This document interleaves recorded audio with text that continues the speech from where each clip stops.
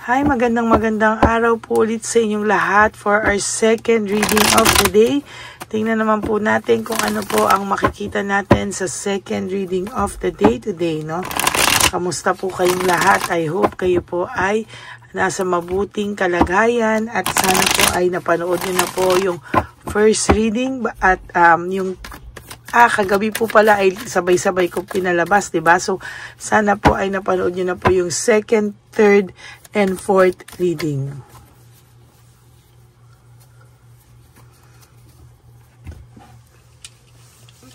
Saglit lang po. Suot ko lang po itong aking salamin.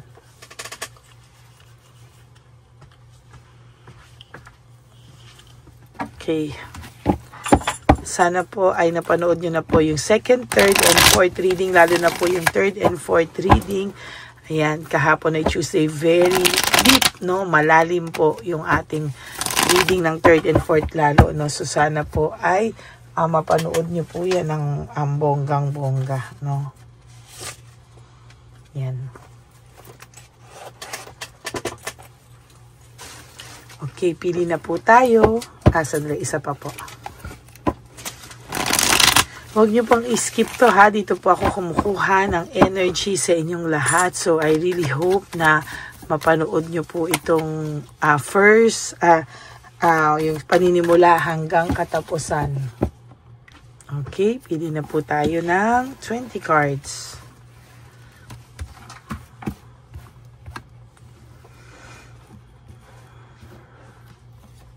One, two, 3, 4, 5, 6, 7, 8, 9, 10, 11, 12, 13, 14, 15, 16, 17, 18, 19, 20.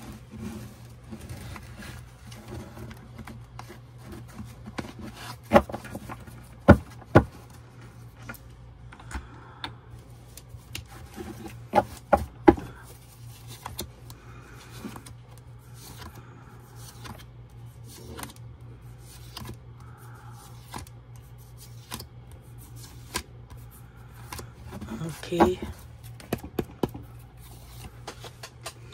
New beginnings, no? Ang tao pong ito ay nangangarap na makawala siya sa magulong sitwasyon kung nasaan siya ngayon, ano? Gustong-gusto na po niyang mawala sa sitwasyon na kung saan ang buhay niya po ngayon ay parang gulong-gulo. Salamat po. Alam ko po wala pa po yung kandila. Ayan. Naririnig ko po kayo, no? Yung iba nagsasabi, wala pa yung kandila at talagang ayan, ano?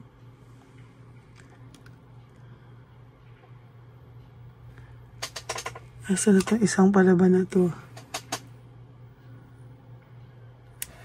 Talagang laban siya, oh. Okay. Parang ang nangyari po talaga dito ay naglaro lang po siya, no? Siya po ay naglaro pero ang nangyari po kasi, hindi niya po inaasahan na mapupunta po siya o mapapahamak po siya sa paglalarong ginagawa niya. Ngayon, yung paglalaro pong ginawa niya, o sabi niya, naglaro lang naman daw siya, siya po ang nalaro ng tadhana, no? Kumbaga, yung paglalaro niya po, ang sumira po ng kanyang buhay sa ngayon, ano? Yan po ang nagbigay ng kamalasan sa kanya, no? Yung mga ganyan po na laro-laro lang naman daw kasi nung umpisa ay siya po ang nalaro. Laro. Sabi po,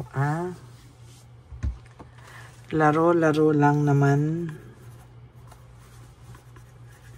O naglaro lang naman siya nung umpisa.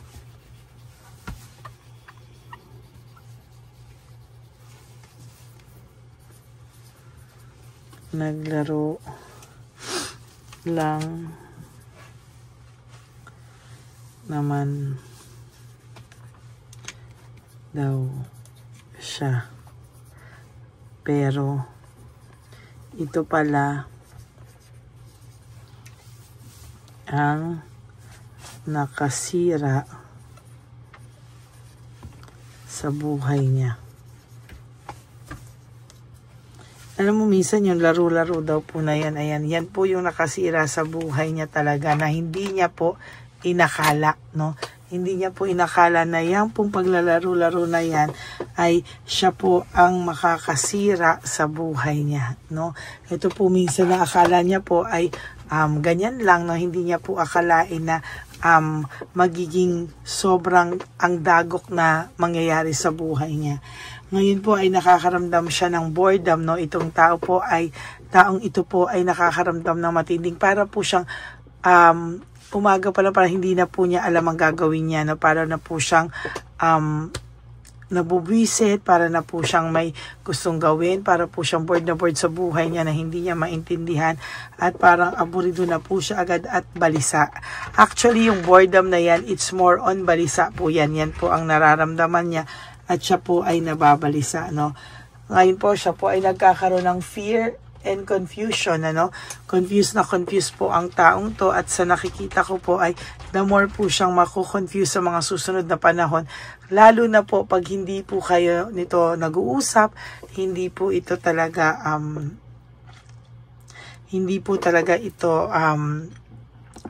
matatahimik, no? Hindi po siya matatahimik, at sa nakikita ko po sa kanya ay hindi niya na rin po alam ang kanyang gagawin, ano? There is a need or poverty, insecurity. Sa totoo lang po, sa nakikita ko po ngayon ay nahihirapan po itong tao na ito na tanggapin na siya po ay nakakaramdam ng paghihirap ngayon sa buhay niya. Akala niya po everything will everything will turn out to be okay, pero ang nangyari po ay minalas-malas po siya talaga sa kanyang buhay, no? There is holding on, no? Hindi po ito nakakapag-move on, nag-hold pa po ito sa'yo, pero hindi rin po niya alam kung anong patutunguhan yan, ano? Parang, lang siya, nag-chill lang po siya sa mga ngayon, sa mga oras na to na, parang hindi po siya gumagawa, sa chill po ay gumagawa lang po siya ng, parang, lang siya, relax lang po siya, no? Pero ang hindi niya po alam ay talagang sa oras na kakailanganin niya po ikaw ay wala ka na din, ano? Or for some of you, nandyan ka pa rin, pero sana po ay tigilan mo po muna ang tumulong sa kanya para mas ma-realize niya po talaga yung pagkawala mo sa buhay niya, ha? Kasi minsan po pagka nandyan ka lang lagi, no, babaliwalain ka lang po lagi, no, ang tao pong ito ay hihingi at gustong humingi pa rin sa iyo ng tawad, no. Sa nakikita ko talaga, ang taong ito ay nakakaramdam ng matinding pagkabagabag, no, sa nangyayari sa kanya. There is this laziness, tamad na tamad po ito ngayon, at sinasabi ko po sa iyo, ang tao pong ito ay merong hindi magandang parang hindi po maganda yung kanyang yung words, sinahanap ko po yung words, hindi magandang kinakahitnatnan, hindi maganda po yung kakahinatnan niya, kung tama po yung Tagalog ko. Hindi po tama yung kakahitnatnan niya sa mga susunod na panahon, dahil po sa mga nagawa niya, no? Para po siyang inuusig ng konsensya niya. Talagang lalalim ng Tagalog ko, pero hindi ko po alam kung tama. Pagpasensyahan niyo na lang po, no? Talagang ang pakiramdam po nito ay sobra niya pong iindahin yung mga mangyayari po sa buhay niya. Hindi niya po alam, pero hindi niya rin po maintindihan na bakit daw ganon ang pakiramdam niya. Para po siyang para po siyang dinadagok ng tadhana, para po siyang kinukutungan ng tadhana, parang ganun po yung pakiramdam niya. And sa totoo po, talagang nahihirapan po talaga siya natanggapin yung mga nangyari sa buhay niya, kasi ang taas-taas po ng pride nito, no? Parang feeling niya po ay hindi po siya hindi po siya tatamaan ng mga karma. Kasi sabi niya, hindi po siya naniniwala dyan sa karma-karma na yan. No? Ang talagang pakiramdam niya ay kakayanin niya talaga yung mga mangyayari sa kanya. Hindi siya tatamaan ng kung ano mang ganyan. Ayan, no?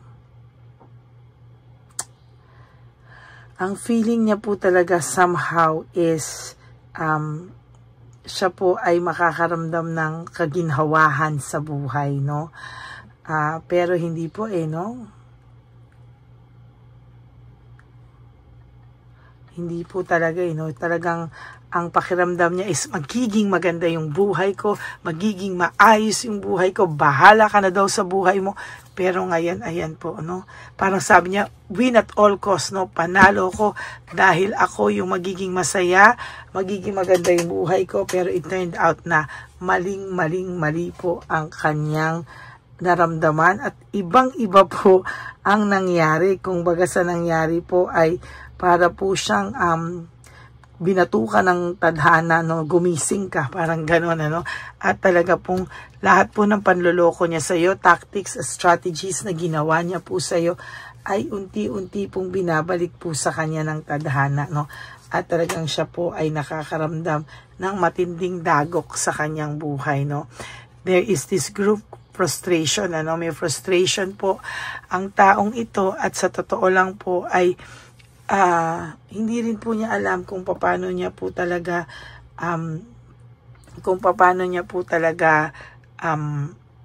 dadalhin ang mga ganitong klaseng problema, no? Sa nakikita ko po, there is coldness, no?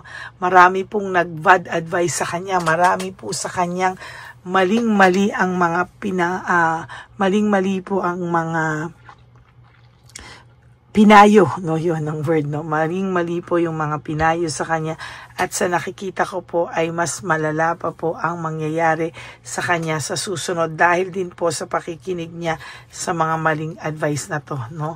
At marami pong tensyon at mangyayari sa kanya sa iba-ibang tao, no? Matetensyon siya, mabubwisit siya, parang alam mo po nag-iba talaga ugali nito, parang hindi po siya to, mabait naman po talaga to nung una, pero ngayon para pong ibang tao siya ngayon, no? Ang dami niya pong difficulties, no?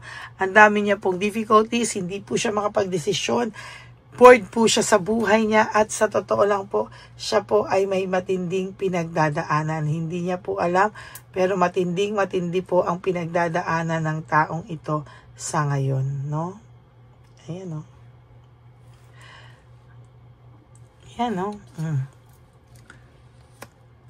Ang pag-iwan niya po sa iyo, leaving behind, walking away, yan po talaga yung matinding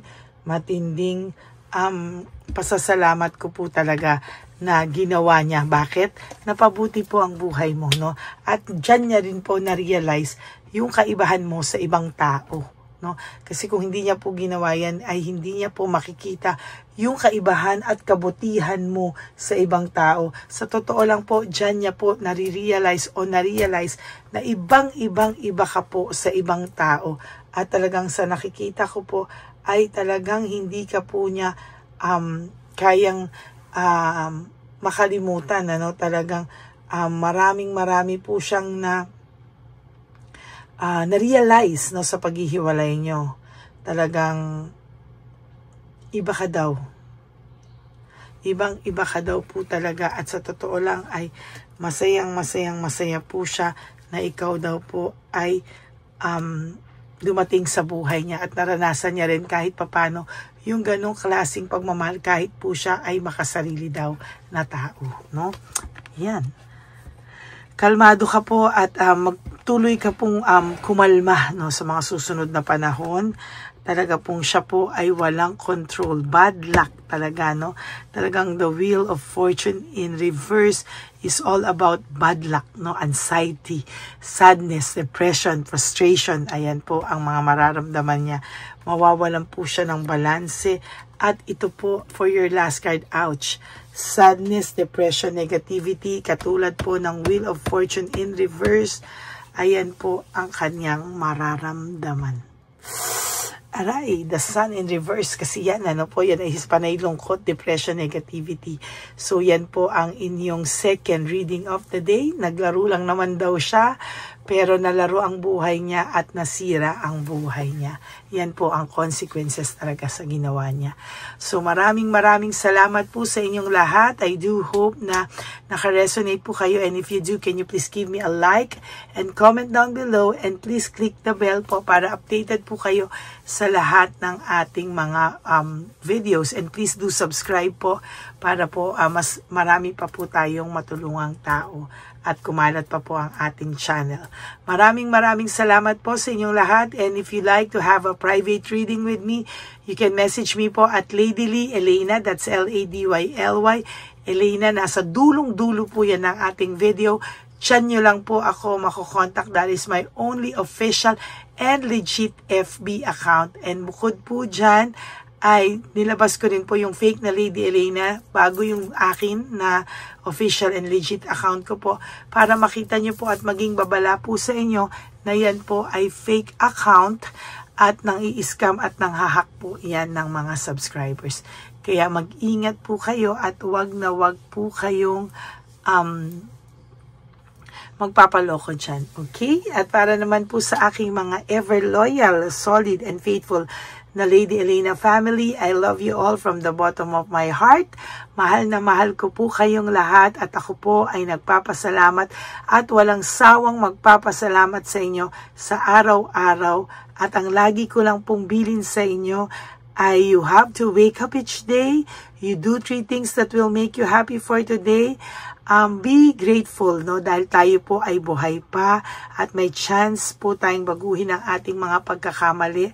At ganun din po ay nagpapasalamat po ako sa inyo na mamahalin nyo na po ang sarili nyo, pa-prioritize nyo po ang sarili nyo, at lalong-lalo na po patawarin nyo ang sarili nyo.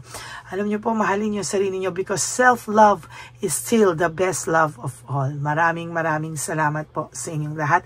And you also have to realize that life is so short. Don't make it shorter by stressing yourself from all the pains and heartaches na binigay po sa inyo ng kahapon. Just surrender everything to the divine universe and just let go and let God write your life and love story. Ako po ay magbabalik para po sa inyong lahat sa third reading for the day. Lalabas ko po agad ito, no? Sabi ko nga po sa inyo, the first, second, and lalabas ko rin po agad yung third, yung fourth, hindi ko po sure, baka mamayang gabi na po, hindi ko na po kaya. Dahil draining din po, no? Pagka nagbasa ng iba't ibang sitwasyon. So, sana po ay makarelate kayo dito. At panuorin nyo po, kahit sunod-sunod siya kasi minsan po may naiiwan. So, pumabalik ako sa may time na pagitan, no? Pero tingnan po natin ngayon, trial and error lang po ito. So maraming salamat po sa inyo, and may God bless you all. Bye! Okay, update po, may nagpanggap pong subscriber natin na siya po ay magpapahula sa fake na Lady Elena, kaya ayan, hinihingan po siya ng $80 at ang cell po niya ay nabigay at nakuha. Ang pangalan niya po sa cell ay Julian Albert, no? Siya po ay may cell account din, kaya mag-iingat po kayo. Ayan po, no, kung sino man po yung scammer na Julian Albert na yan, no, i-insensuhan po natin yan para siya po ay makonsensya. Kung wala man po siyang konsensya, at least po bumalik sa kanya lahat po ng kanyang ginagawa, at maling-mali po yan, ano. Basahin niyo po lahat yan, makikita niyo po, ayan po ang cell number niya at Julian Albert na yan, ano, para po talagang ma-report din po natin yan na siya ay gumagamit ng cell account na Julian Albert. Mag-ingat po kayo, ayan po yung number niya, ayan po yung pangalan niya. Huwag po kayong magpauto. Nakita nyo naman po, no, napakalayo po ng pangalan ko sa pangalan ng pinagsisendan nyo po ng account o ng pera. Kaya mag-ingat po kayo at beware sa scammer na to. At talagang ayan po, pinost ko po ang kanyang pangalan dito para maging babala po sa inyong lahat. Maraming salamat po. At mag-ingat po kayo, pakireport po ang page na yan, ang messenger niya na Lady Elena. Maraming salamat po, and God bless you all. Ayan, sa susunod po makikita niyo yung account niya na i-report niyo. Salamat po na marami. Magandang gabi po ulit sa inyong lahat. Ako po ay muling nagpapaalala sa inyo na mayroon pong lumalabas sa FB at Messenger account na fake account po no, nang hihingi po ng $25 through PayPal at hindi po yan totoo. Huwag po kayong maniwala dyan. At pag sinabi mo po na gusto ko pong marinig ang boses nyo, or makita kayo, ang sasabihin po ay magbibigay kami ng link, buksan mo yan, at pagkatapos ay makikita mo ako. Huwag po kayong maniniwala dahil yan po ay hindi totoo. Yan po ay isang malaking scam na pag binuksan nyo po ay mahahack po lahat-lahat sa inyo. Mahahack po ang inyong mga personal details. Lahat ay mahahak. Ako po ay nalulungkot na ito po ay nangyari, ngunit sa talagang may mga tao pong masasama at may mga tao po talagang hindi makatiis na hindi gumawa ng masama sa ibang tao. Pero maging aware po sana kayo, tulungan niyo po ako, i-report po natin yung fake na yan at sa FB para siya po ay mawala na. At wala na po siyang mabiktima pa. No? Nandyan po lahat ng details at maraming salamat po sa inyong lahat. Maraming salamat po sa inyong lahat at mag-iingat po kayo.